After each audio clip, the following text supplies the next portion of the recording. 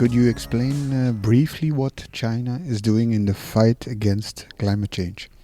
Well, there are a number of areas China has been doing. One area is this air pollution control. This emerged in last 2 years as a major issue, a major concern, and then that turned to be a major driver for cutting energy use, putting a cap on the overall coal use in certain areas. So if you look at the Beijing, Tianjin, Hebei area, the Shanghai area, and also the Guangdong, the Delta, Pearl River Delta area, see these areas already have agreed to put a cap on the overall coal use. In addition to that, the Chinese government has carried on a number of policy instruments, including the target responsibility system, pushing to lower the energy intensity through administrative measures.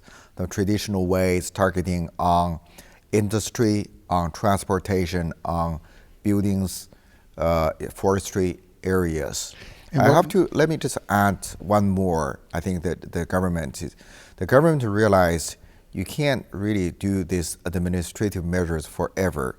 Therefore, with great help from the EU, China now is experimenting its own emission trading system in 7 different pilots. Already we have seen 5 of them is ongoing right now. So we look forward to see some positive results from this in order to expand to a broader coverage. Mm.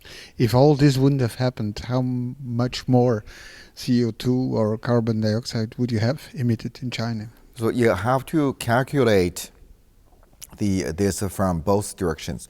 One is the economic growth, and the other one is the effectiveness of the policy. From the economic growth part, we see the Chinese economic growth last year, 2013, dropped to 7.7%. And this year, it is planned to be 7.5%. So this is a significant drop from previous double digits growth. So this will bring down the overall emissions in a very significant way. The other side of this is to see how effective of this the policies are.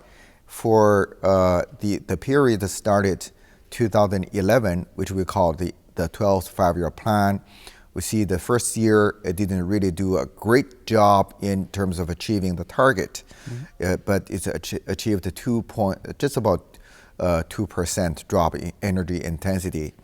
In the following years, 2012 and 2013, that has increased to 3.6 and to 3.7. So we see both sides pointing to the right direction to reduce the carbon. If I have to compare that to a quantitative number, which is a few times of the you can see I would say it's not the billion ton carbon dioxide scale. Mm-hmm. Could China do more?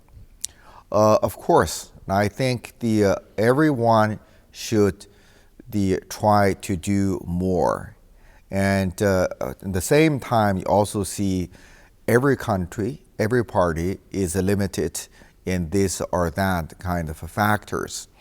And in China, I think the one factor is with this economic downturn, you also need to consider the jobs and you need to consider the people who are living in the poverty area.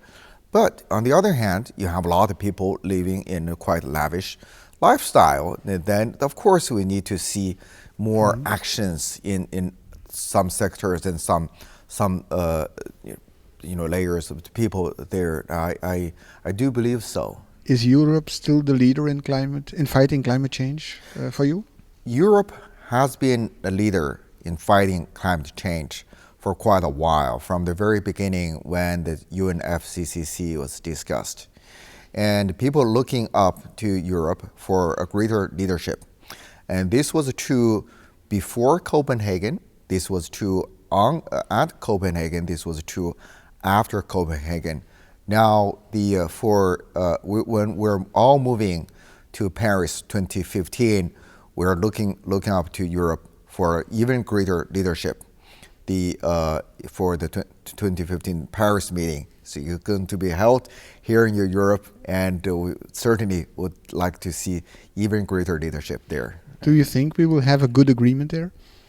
I certainly hope all countries and come together, have a good agreement, in your words, and a good agreement has to be effective. You have to work, and a good agreement has to be really ambitious enough to really address the temperature increase, the global warming question. And I also see every countries in the world facing huge challenges moving into Paris, and I'm not the one who can answer that question very well. I certainly hope to see a good agreement. Right? Okay, thank you.